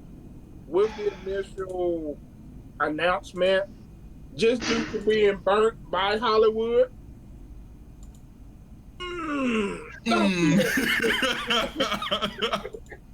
Oh, don't you drop that poster, boy. Don't you drop it. Oh, it looks so good. What's up, man? Yes. That's it, man. That's it. Can you see the vibes? Can you see the vibes in this poster by itself? I'm finna get to that. So, by getting burnt by Hollywood, I didn't pay this no attention. Honestly, in my mind, I don't think it needs to be adapted I don't want it to be adapted in live action. I don't. It needs to stay where it's at. I don't think nothing's gonna capture that vibe of Cowboy. I don't think you can do that. I just don't think it's just better off the way it was created, and I think Cowboy Bebop is back. I didn't pay attention to it. They announced it on Netflix. I didn't really pay attention to it. Yeah. So y'all showed the picture. So I'm like, it looked very cosplayish. I'm happy that they got somebody somewhat to be like Spike, because I'm like, he's not no white guy. No offense to our white viewers, but they didn't pull a Dragon Ball Evolution or a Ghost in the Shell out of the gate, which is completely whitewashing the character. So I understand the way they chose it. I didn't want to be my boy to be black. That caught me off guard right there. I was like, if you're going to do that, be faithful to the whole thing. So I'm gonna agree with Japan Man, because we haven't seen the trailer. I expected the photos doesn't surprise me because the photos, unless it's gonna look like how Brando did, unless they was gonna make it just like that. Yeah, that was the whole vibe. The way he drew the artwork, the way all the photos, it was very jazzy, very laid back. And unless you was going to show those type of photos, no one is going to. Yeah, okay. See a trailer of that. So for me, I'm torn. But only because I don't even want them to do it. Right. Exactly. That's true. I'm good with if that's one of the few animes they never adapted into live action. I'm actually okay with that. I am okay. That's very hard to do. For one, I've never wanted animated movies to like continue as far as like Hollywood movies, because not one has been successful in my book. Not one. I never will talk about Dragon Ball Evolution. I never will talk about Ghost in the Shell. Like I don't talk about these movies because they do not do the stories justice. They want to do Akira so bad. I never want to see it. Like I watched Alita Battle Angel. Trash. Like it's just they never do it well. So that being the case, Cowboy Bebop encompasses so many genres in its core. Like it can be funny, it can be sad, it can be somewhat romantic, it can have some of like a James Bond type feel to it, it can have drama. Like it does all of these things and it executes them so well. But at the end of the day, its aesthetic, it's kind of like this film noir type, real darker muted type colors, like somewhat of a mystery, somewhat of a thriller, like it's not just bright and sunny. Now, there are shots and scenes where it happens in broad daylight, so don't get me wrong, like that stuff exists because it is so versatile. But like that ship and the way they interact on the ship and the ship itself, like it's usually kind of dark. It's a little nasty, you know what I'm saying? Like they go in 50 places sometimes, and yeah, it's a little grimy, and these pictures just like come off as like, oh, just like I have lights in front of me up here and I look kind of bright, like they put the lights in front of the people, like they're showing you them in their full effect. Like there are so many stealthy scenes in Cowboy Bebop where people have shadows on their face in such a good way, like that hides them and everything like that, and they don't really play up to that at all. And again, they just pictures. We haven't seen it in motion. I give it that. But even then, from like some of the costumes, like Jet is an awesome character. My man's kind of look a little CW, like he looked like he came from like Flash or Arrow or something like that. And Cowboy Bebop does not deserve that type of like same level. I should not be talking about that type of stuff when it comes to a Cowboy Bebop live action. Like, and it's Netflix. Y'all got the budget. You know what I'm saying? To quickly add to your point, like. Just like what, I'm pointing back to Brando Zilla's, that's how you're supposed to show. Because if you think about it, other little animes, even other Marvel things, do those one-shot still where they show them in action or something. So that was just not the right way to show the character. It wasn't the right way. It should have been like that poster, like something jazzy, something gritty. Yeah. And we probably would have liked it better, but they just literally just showed photo stills of me. I could have been there taking a picture. Yeah, go ahead. Go ahead. Cowboy Bebop is such a vibe, man. It's like concentrated. It's like you trying to distill something and just get into a little bottle of just pure vibe, man. And it's like y'all said, this is so many things.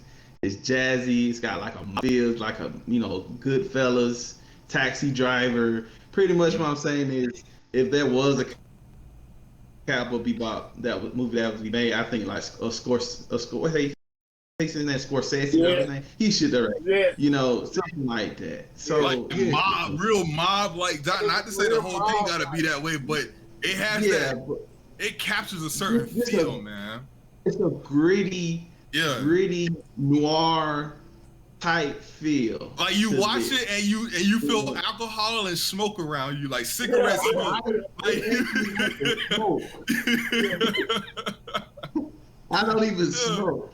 Right. It makes me have some alcohol or something. Yeah. But dude, I'm pretty sure everybody watching this, most of you, if you haven't watched Cowboy Bebop, go watch it. Just Please, stop. I Go implore watch you, it. please. And because It this has is not lost a more step. It's Cowboy still Cowboy Bebop is ahead of its time. It's how can I say this? It's like it's more than an anime. It just happens to be in yeah. animated form, Right, but this right. is more than an anime. So looking at this, oh man, Netflix. Netflix is making a show about Cowboy Bebop. Dude, no one asked for this. And before I get on to what I feel about just the photos, and I'm trying to reserve judgment. I'm trying. I'm trying. But couple of things. Couple of things first. If you really want to honor or do something for Cowboy Bebop fans, guess what? Most of these voice actors are still alive. Guess what? You can get the same composer for this. They're still around. Guess what? You can. There's plenty of animation studios that will do this. Guess what? You can do just like Gotta Knock a Little Harder, the Cowboy Bebop movie, one of my favorite anime movies of all time. You can do a movie story just like that. It's just a one shot. There it is. It's just a one shot. That has nothing to do with the main series. It's just a good time off to the side. If you really wanted to do something for Cowboy It was Bebop, just that's what another you would day in do. life. That movie was just another day in the life. Another day Yep. in their life. Yep. Just another day in their lives. And so, looking at these pictures, there's a lot of things. It's gonna be tough. It's a full order. It's a tough order to do in the first place. Yeah. But first of all, the actor for Spike, I'm trying to reserve judgment before I see him act. The guy is old. He's an older cat. Spike is like Spike is like 28 in the series, and this guy's like 40 something. And it's like I'm not really buying it from the photos that this guy can move. And be honest, Spike is Bruce Lee. He has hands just like Bruce Lee. Chill Like Bruce Lee, like super chill Bruce Lee, whole time. One for one. So we have to see him do that. Faye, you can already tell they buckled a little bit with Faye. I mean, I'm not even there just because I want to see something. But don't be scared. Don't be scared. That's how she was depicted in anime. Like there are story reasons why Faye wore the outfit that she wore. So I understand wanting to be conservative and PC to an extent. I get it, but she wasn't necessarily fetishized. Like they didn't focus on like Faye's boobs, and they didn't focus on Faye's butt. Like she don't have the typical anime double D's or anything like that. Like but like you said, the most important point to that is there was a narrative reason why she was like that. Okay, so we have to see, guys. I mean, the thing we know the music is gonna be great, but the thing we have yet to see is the actual feel, the energy from this. If it doesn't have the same jazzy noir swag, if they don't I know that's something that's a newer term, honestly, in the black community. But if you don't know, you just gotta know it. If they don't have that swag in this, it's not gonna work. If Spike doesn't have that swag, if he don't have that cool factor, it's not gonna work. And they the thing all is, have to have it. Each one of them are so different from each other, and that's why I like them, because really they don't really like each other, but they gel just like real life. You go to work, you deal with people you don't really like, but you know y'all make it work. And they were like human. They like real people. That's what I really like about Cowboy. They became family by the end of it, but even at that, like they still had their own personal motivations. So we they're gotta so see, nuanced. These characters are so nuanced. Oh my gosh. And as Brandon's point, as being an adult, I appreciate Cowboy Bebop even more. Yes. Even more, exactly. Now Even you can look back at it and understand, like, oh man, I like Brando Zilla said, this was just like another day in the office for them. Yeah, that's how they really they so well. It was just a normal life for them. They did, and they dealt with everybody on these posters behind me. shared something in common. Each and every one of their characters dealt with loss, something we all deal with. Every single one of them. You know, from Jet to Faye, Faye lost everything. Faye lost everything. You know, Spike lost the love of his life. You know, Ed doesn't know where she belongs. She don't even know where her father's at for most of the show. So they deal with loss, a lot of mature themes, and so we'll see. My biggest fear for this show is that they try to, like a lot of shows do, try to follow an MCU formula, try to be funny, way too funny, you know, when things should be serious. Now, even though this show will take cracks and stuff, it knew when to turn that knob. It knew when to, okay, this is serious, you know. But they had to get so much right. They had to get the fighting right. They had to get the feel right. They had to get the relationships right. They had to get aerial combat right. Let's not forget about that. Yes. Like, they had to get some of the stuff that happens in space, like one of the first episodes is him chasing someone in space with the red eye. So it's like the ship is iconic. There's so many iconic things to the characters, to the aesthetic of the show. Like if you mess up anything, and it's so easy to do that. Oh man, so much right. It's not like a thing that you can do like some most of they got that wrong, but they got most of it right. No, you have to have everything right for Cowboy Bebop to click. You have to, because it was produced like that.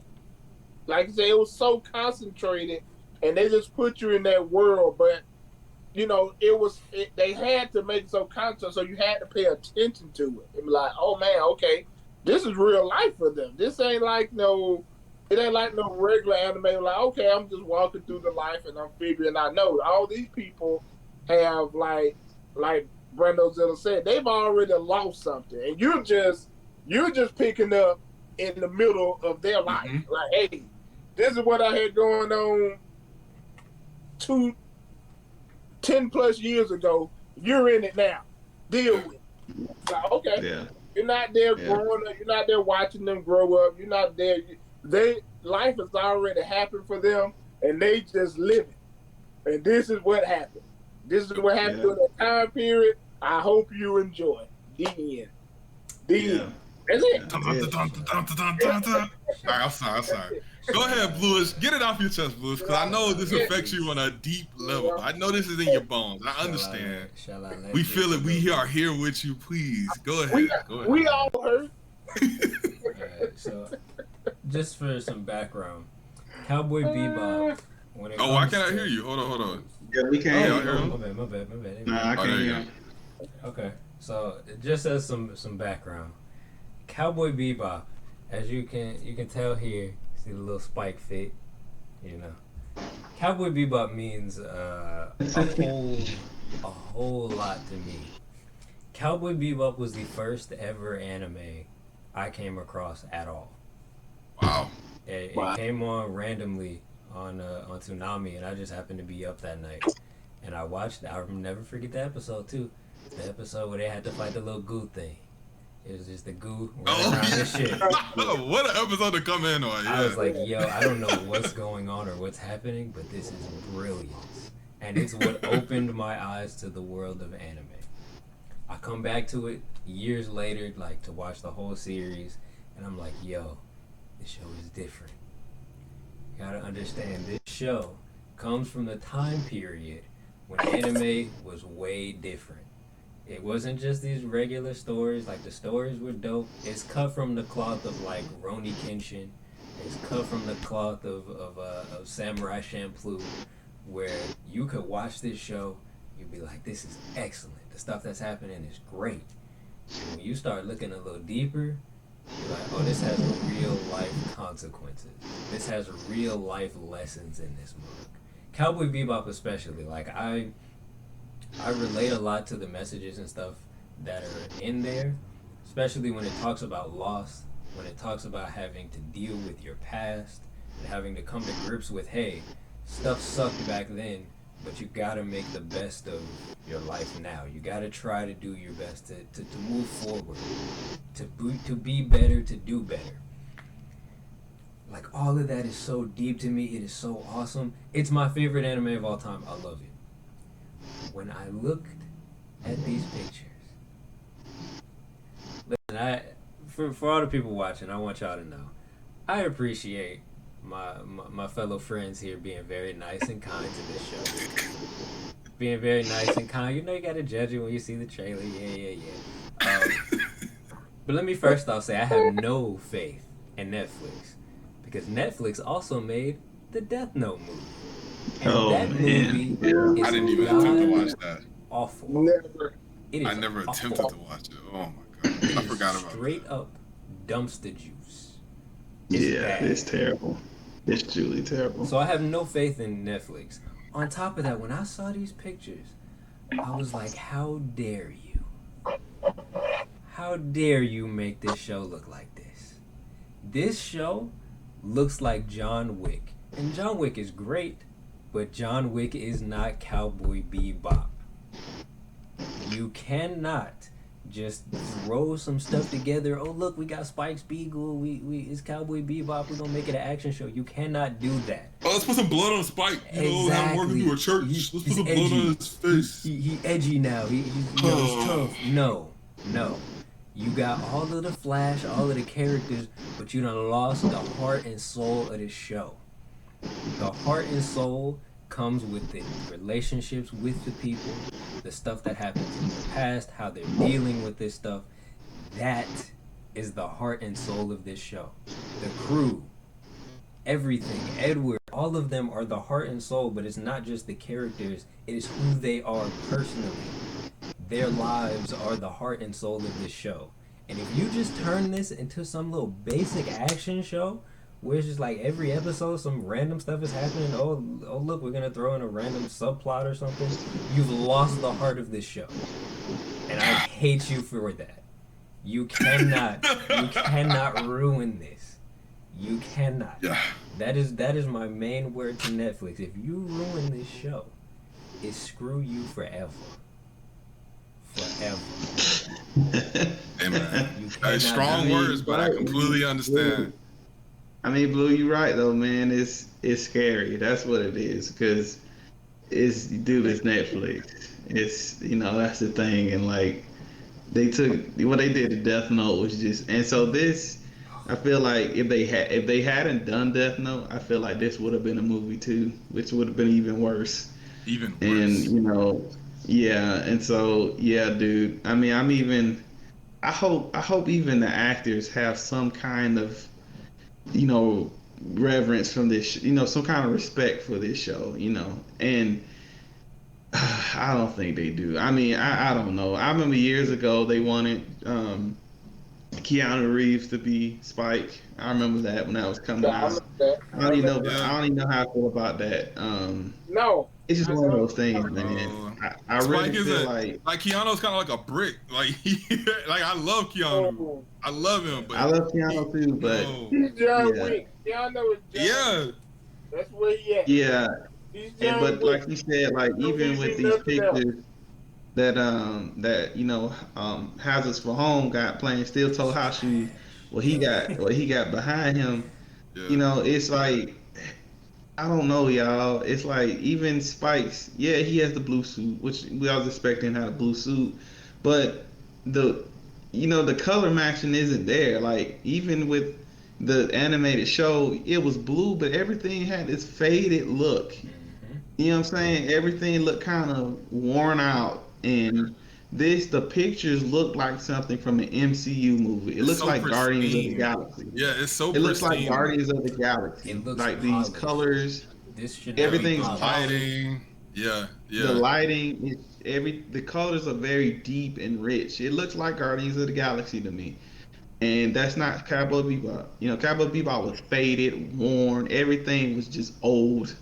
It was only one place with the life. It's real. It was real, so real life in the future, They have to deal with, and the thing is, will Netflix give this a Stranger Things budget?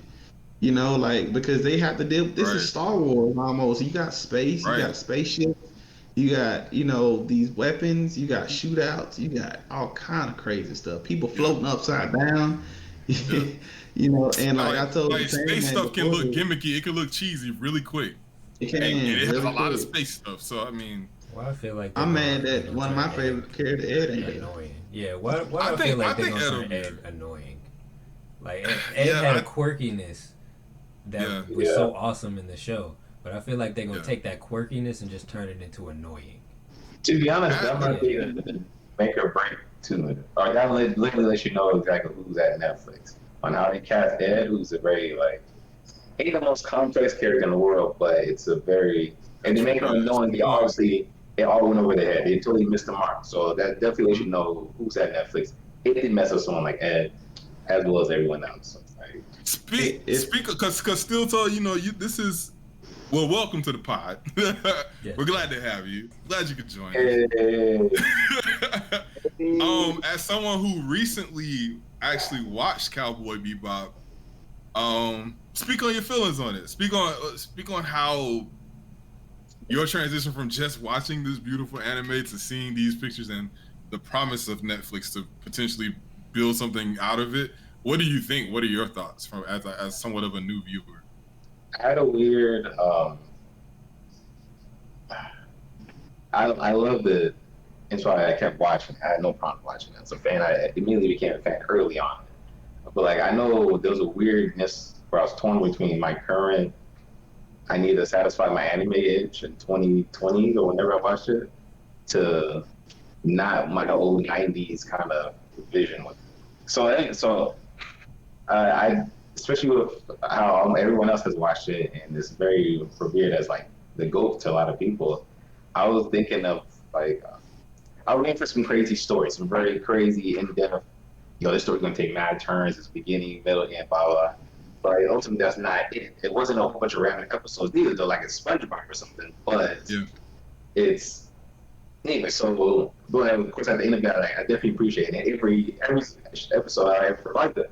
So anyway, coming to a new fan of this, as well as still hoping or still not understanding why none of these studios can do a good anime adaptation.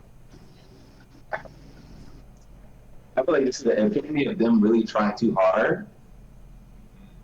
And that's the end of the sentence. It's literally, this is how it is. You know what? You're trying too hard. This is I believe that. Yeah. I believe. I wouldn't. Yeah. And it's like, so that brings back to like high school days. It's like, if you really were trying to be if you're trying to be cool, you're obviously wearing cool. And every seriousness to the casting, it's like you're just trying to be something, which is obviously you just started off wrong. Yeah. And so, on that, like the vibe just not gonna be right off rip. If the cast is great, they somehow do decent with this. Mm-hmm.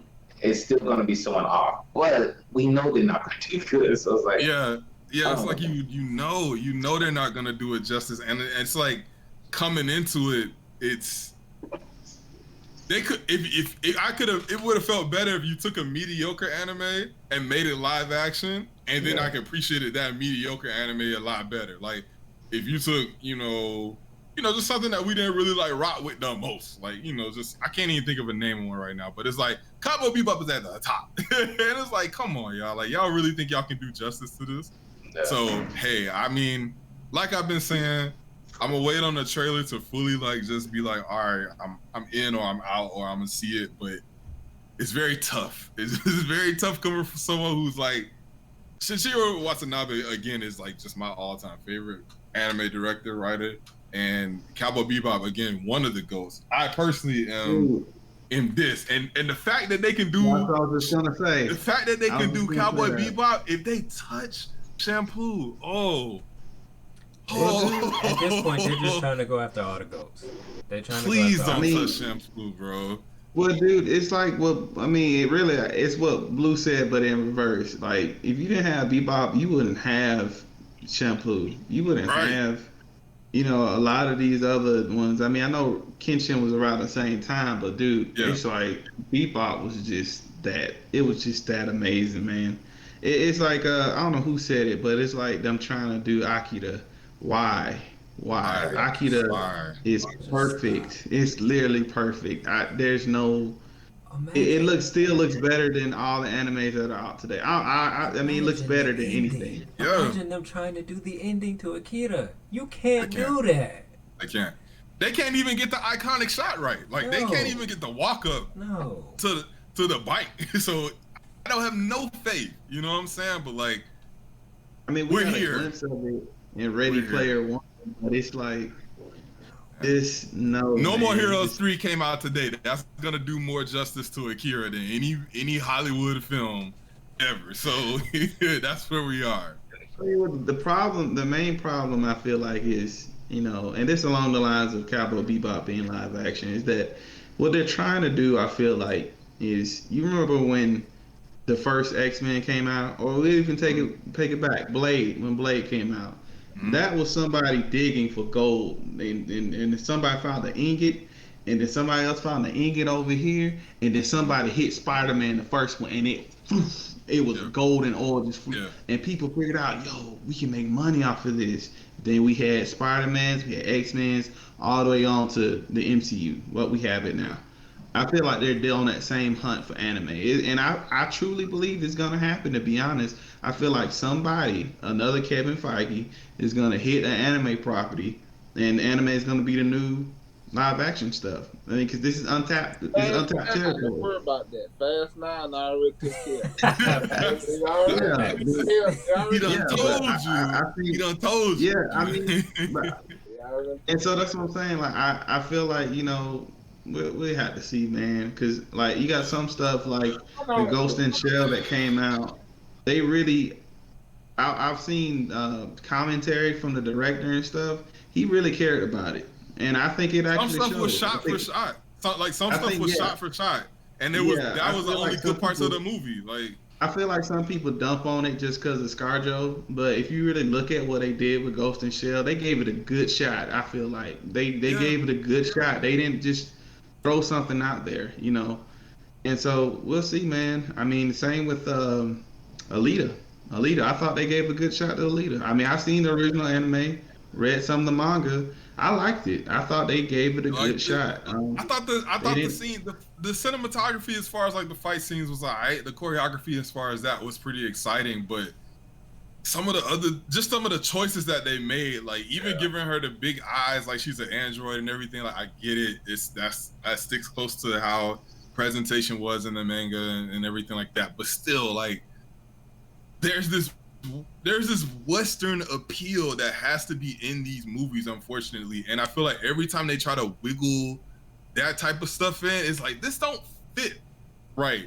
This character is supposed to be Asian, or this character is supposed to be like this. And Cowboy Bebop is super diverse, especially for the 90s. Like, you have all types of people. You got weird genders of people. You got gay people. You got straight people. You have things in between. Like, it does whatever. It's strange though, man, because Cowboy Bebop is honestly the most Western anime. You know what I'm saying? That's in a lot crazy, of ways, right? It's very Western inspired. So it's story. Like I said, it was built in what, 2071. Earth was towed up. You had to, so you couldn't make it.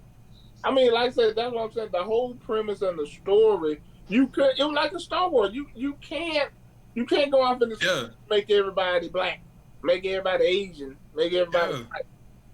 Hey, we living out there. If it's an alien out there, it's an alien out there. But whatever it was, like I said, it was just daily life during that time. So I don't know, man. I agree to what Brando Zilla's saying. I don't know. I don't know if they're gonna ever hit. They're gonna ever hit gold, because in anime, when they create, they just make the story, and that is that's the leeway that you can't mess with as you can in the comic. You can interpret it. You get different artists to do it. Arc and Spider-Man, X-Men, they'll change stuff as long as they keep the core together. But no, when you're assigned to anime, nobody else ain't writing this. You are the director. You are the artist. It's your vision. Your vision is right there. Yeah. You gotta do it. And then somebody has to copy that vision. Unfortunately, the problem with anime is when they adapt it, people want to put their own. They want to add something to it, and it messes up or they don't have the budget to show it like they They don't need have to. the Like budget to show one of it, the whatever. the They big can't sins find- about Dragon Ball Evolution. I don't like talking about it at all, but You the need big money to sins. make Dragon Ball. Point They- blank. You're gonna need stupid cash. He turns into Ozuru and he's the same size. He's just a gorilla. I'm I like, never saw it. I was are y'all like Look at like he's Piccolo's the I didn't know Wait. Just look hold at on. Piccolo's he face. That turns happened? into Ozuru Uh-huh. and happened? does not become a giant. Yeah. I watched that movie and I don't remember that. That happened? Yeah, that. It's a Yeah. funny- Fam, he comes out of a Yeah. cave and he is the same size. I never saw Dragon. I And can't that's You where I saw stopped those watching the lines movie. I never before saw the end. Yeah. You Never saw the end. just established Bro. it. Oh, I remember watching that. watching that. That I'm I've gonna commit never seppuku. seen- I've never seen that. I know I would never see that movie. Hey, Silk, one day we gotta watch it No. together, bro. We gotta, yes. Is that the next one? The fans gotta Is pay that the us. next? The fans gotta pay us, bro. If we got a The Patreon or next something one. and they paying us, No. I'll do it then. But I will You never couldn't- willfully you sit couldn't down. pay- You couldn't pay me to watch it. You could not. No, I'm not going to ruin my child. No, you're not going to ruin Oh my goodness. I remember Yo. watching it, and they said that Kamehamehas was a form Yes. of airbending. Yes, Yeah. yes. Airbending. I heard one in And the I was beam. like, really? I saw the trailer. He did I it heard like Piccolo- someone died. Piccolo look like Piccolo. No. Bruh, they Oh could man, say someone, Piccolo. like I think Piccolo. Chi got killed by Bulma. Just to let you know how crazy the story goes. Oh my Chi gets God. killed by Bulma. Hey, And dude comes in and does a Kamehameha wave into her chest and says she's okay now. And she wakes up. I said, I don't understand. I don't understand. That is horrible. Hey, And- just know somehow they found a way to take the only black character out of Dragon Ball with Piccolo. Piccolo is no longer a black dude in that movie. Man, they Not made at all. Goku white, bro. Let's talk about Goku being white. Let's not talk about it. Let's not talk about it. Yeah, no, we good. All right, so Oh my goodness. Let's go next. So, I guess I don't want to talk about it now. Well, one anime I really did like was Assassination Classroom, right? Mhm. We share with that with what we're talking about. That's another one they did a live action off. Attack on Titan is another one. There's a whole little level where they're just dropping random anime movies. It wasn't big stateside as far as like cinema releases, whatever, but they didn't when they dropped. My thing is, there was a big stretch of anime movies, and it's from the people who are making like the anime. It's not random Western money grabs and not Netflix. It's actually like Japanese studios. Like, yo, we know this is the biggest anime right now. We're gonna make a bad adaptation of it. And it's like, we know how epic Attack on Titan. Also, one Attack on Titan, we know that sets the tone for everything. We know how big that is. So you should already have this huge buffer when it comes to a movie like that. Assassination Classroom is a very quirky basis, a wonderful anime. It's a very quirky basis just because you have this main character who's weird. Why would you still shoot for that to try to, for the masses, and squeeze in 3 seasons to an hour and a half movie? Like, that's weird stuff too, but they ran with that. So I mentioned all this is like, I can kind of see what Brandon was saying with them trying to do like trying to strike gold, trying to catch some traction. We all know it can because anime is huge. Anime is as big as it's ever been. But who can we like? Who can save it, and or who can we blame? I don't know which direction the question should go. Who can save what currently how anime recreations are, or who can we really blame? Because it's across the board. It's everyone who's trying. Can I say? I think. Oh, go ahead, Blue. I think Hollywood has a very wrong idea of what they're doing. Because like I said before, I think they're going after a lot of the GOAT stuff. And the GOAT stuff is very difficult to recreate. It was going to be difficult to recreate Dragon Ball Z, and it did horrible. It's difficult to recreate Akira, and they're trying. It's difficult to do Death Note. It's difficult to do Avatar. Like, these are difficult shows. Yeah. I think Hollywood needs to go into the bag and start finding these smaller, more accessible ones to adapt. Like a favorite of mine, another favorite anime that I have is shoot, dang it, it's with the Dominators, and oh my gosh, why can't I remember the name of it? I have the DVD for it too. Where they're like Prison detectives. School? Well, no, it's like they're detectives, but they use like criminals. Psychopaths. Psychopaths is one where it's like basically they're all criminals, but they're like detectives. So it's like it's a little bit of an easier concept to be able to adapt rather than going through all of these major crazy things happening. I say stay away from the goats, stay away from the difficult stuff. Find these in the bag animes, smaller but still quality. Yeah, I agree with that. I think the issue too is like you said, it's everyone's having problem doing it because Americans, like Japan, man, he made a good point. We put our Western sensibilities into it, because for some reason they feel like we as Westerners can't understand. Yeah, The way Japanese portray stories, and to be, if I'm being 100% honest, Japanese actors aren't that great. I gotta keep it like in terms of how they act. Like, I mean, like they do animation fire, but they acting kind of. I think, man. Well, not necessarily on the acting part of it, but like they get really goofy. Like they get too anime. I would say like.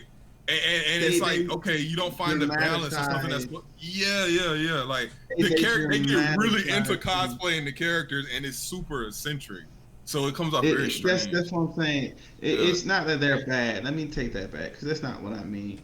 But Western actors are better at portraying emotions more subtly than what I would see sometimes in Eastern movies, or whatever. But there has been one that's absolutely amazing. And I feel like Rurouni Kenshin, the live action, has been amazing. All of them. There's 3 of them, I think. I've seen 2. The first one is amazing. If you haven't watched it, Blue, go watch it. I think it might be on Funimation, but Rurouni Kenshin is amazing. They do a great job with, and the reason why I feel like Rurouni Kenshin works is because, like you said, Rurouni Kenshin isn't some people flying around shooting energy beams. Ain't no CG. Because CG. The Japanese CG is terrible. Like that's Rurouni Kenshin is akin to what that they see in real life. They can do samurai movies well, and they can do that well. So, like Blue said, if they did take a property and honestly, sadly, Death Note could have been one of those properties. They could have done that great if they wanted to, but I feel like I never watched it. But even like them using Willem Dafoe as Ryu, that makes sense to me. He's a good Green Goblin. He could be a perfect Ryu. Great choice for Ryu. Yeah. The dude, I'll be honest, the guy that played L, controversial choice. He did great, except for one point. Because he was black, right? Lakeith's name. Yeah. But he was doing now. Craig, did you watch the movie Blue? I did. Unfortunately. Okay, I felt like, and it's cool if you disagree with me. I actually would like to hear your perspective on this. But I felt like he was doing a great job as L until one point in the story he lost his cool. He started throwing stuff around. I'm like, L would never do this. Yeah. You know what I'm talking about? Mm-hmm. He gets ticked off because he can't find leads, and he literally starts throwing things around. He's angry for the rest of the movie. I'm like, what is this? I was like, ew, that's disgusting, man. That's true. But yeah, they tried to cram a whole season into one movie, and it was just bad. That should be easy money grab too. Like, okay, you come back there for a sequel. It's just too many episodes, but anyway, who knows? Yeah. That's the thing. So anytime I think they're approaching anime, it's a money grab. That's all it sounds like to me. Like it just, we're passionate. This fan base is rabid, and you've seen the amount of money we spend on collectibles, on the show itself, on anything attached to that brand. And you say, "Oh, we make a movie out of it, we get millions of dollars." Yes, you will, but like, we know it's not going to do it justice. And this being on, this Netflix show, I mean, it's not that it has a lot of weight on its shoulders to potentially show off and be good. Like, no one expects it to be good. We just want it to be okay at this point. I don't want it to tarnish anyone's first experience coming in and saying, what's Cowboy Bebop? Because that's what's going to happen. People are going to come in and say, oh, this is that Cowboy Bebop. Or like Blue, like, I've never seen the show before. What's this about? And they're going to say, oh, is it going to propel people to go back to the anime and really, truly appreciate it? Or is it going to be like, oh, so lame. And then they just walk out. You know what I'm saying? Like, that's what I fear the most from it. Yeah, I just go back to my original thing. If you want to do something cool, make a new Cowboy Bebop movie. Animate it with the original cast. Just do it. Yeah. Like you could do that with so many other franchises too. Even though their franchise even though the story has ended, you can make a one-off movie. People will eat that up. People will eat it up. And to me, anime is told through the art too. Like there's story in the art of anime. So again, so much is lost in translation as soon as you put real people in the mix. But hey, it's happening, guys. Eventually, we will open Netflix one day and it'll say Cowboy Bebop is available to watch. If you choose to watch it or not, that's up to y'all. But I mean, it's gonna be there. All right, so after that depressing conversation, please transition. Actually, man, I gotta take off, y'all. We got people dropping out. All right, yeah. I mean, if this ain't you want to do hot take Budokai maybe tomorrow, so I'm up. You want to do a tournament arc special? You want to do?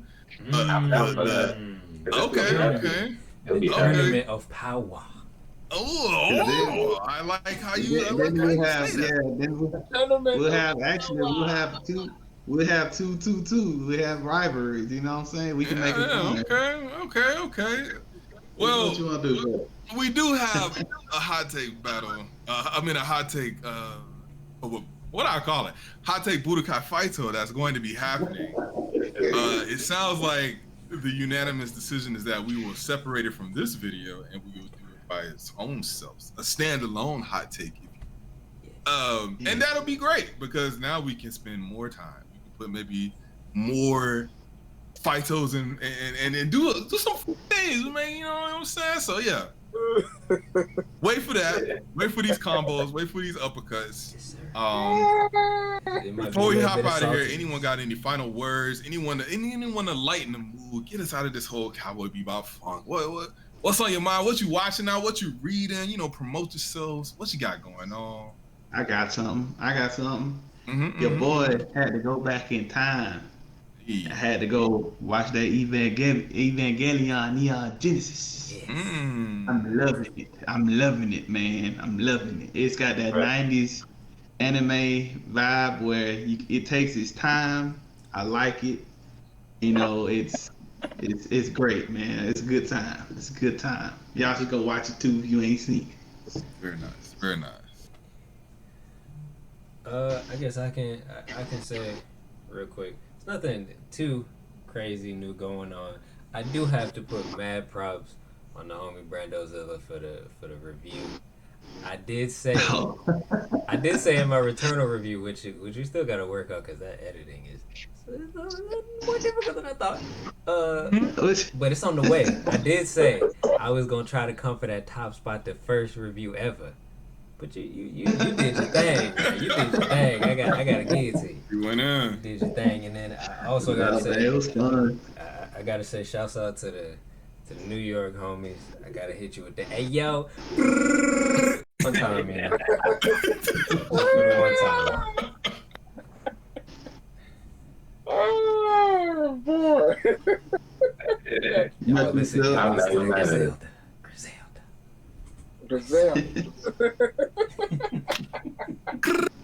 right, I'm sorry. All right, come on. Someone take this away from me. Hey yo. Speaking of music, I might have an announcement soon regarding something like that. That's as much as I'll tease at the moment. Okay. As far as currently, well, I guess Japan man kind of knows. I got suckered back into this Dragon Ball storyline. Not mad. Not mad at it, huh? You're not mad at it, huh? Yeah. It's good, huh? You can say it. You can say it. You amongst friends and family right now. You can say that it's good. I get so watching the show hasn't been, but the main anime refreshing. I don't know how, but the main has actually been enjoyable. I just jumped right straight back into the Morrow stuff, and it's been refreshing. I killed like a whole 20-some chapters just to him alone. Yeah. Talk to the non-believers. Talk to the non-believers. One day they shall be convinced. Come back. Oh no, I'm good. Dragon Ball movie. I'm happy for y'all, man. I'm happy for y'all, but nah, y'all convinced me with that foolishness. It's all right. Come back. One day. Who am I? Oh, you Vegeta. We know who you are. It's okay. Silk, what you got going on, Silk? You got anything going on, Silk? No, as far as the anime, nothing. I guess as far as the close anime, I finally purchased. I'm gonna get into that Final Fantasy VII with the Yuffie, so I'm gonna get into that, and I got the as Brandozilla know, I got that director's cut of you know what, so I'm finna go back into it. And the jokes. Are you playing Skyrim again? Oh my gosh, bro! Yes. I can't stand y'all, dog. Bro, it looks so good on the PS5. I gotta say it all over. Y'all been Dovahkiins for too long, man. Oh my god. Bruh. That's how you wake up. Bruh. Oh my goodness. Alright, well, I guess I'll end this off. Ooh. Hey, You don't know about that Japan white man. man. You don't know about that white man. Yo, go ahead. You gonna tease the video game anime thing y'all got coming on the way? The video game anime thing? Hold on, what you talking about? Yeah, you gotta educate. You and Silk gotta educate us, bruh. Oh, you talking about 13 Sentinels? You talking about 13 Sentinels? The game that y'all won't buy? The game of the year of 2020? I want to review. I want y'all review first. Yeah, okay. Educate us. Okay. Educate us. Put pressure on me like that. We'll do that. We're doing. I want some gameplay. I want to, cause seriously, I can't find gameplay. I can't find gameplay. Ooh, bruh, dang. I just want y'all to know that today, anime greatness happened in a game called No More Heroes 3. Now I'm broke right now. I can't buy it. That's just real life Atlanta stuff. Sometimes you can't. What was that then? That's the collector's edition of 1 and 2 that recently came out through limited run games. Yeah. In fact, you got like the nice little spine, and you see Travis right there. You know what I'm saying? It's a dope little collection. I ain't opened it yet. I don't know if I ever will. We'll see. However, we have our little fantasy critic league, and Brandozilla was smart enough to say he was gonna grab No More Heroes 3. I don't care about the review scores, but that review that I have seen said it's amazing, and I want it. So, IGN is blasphemous. I'm sorry. I seen IGN's review. They stupid. Easy allies only around here. Easy allies only. Yeah. Anyway, they said too much water. Oh my God, that's a good reference. I understood that reference. I get that. Yeah. We old.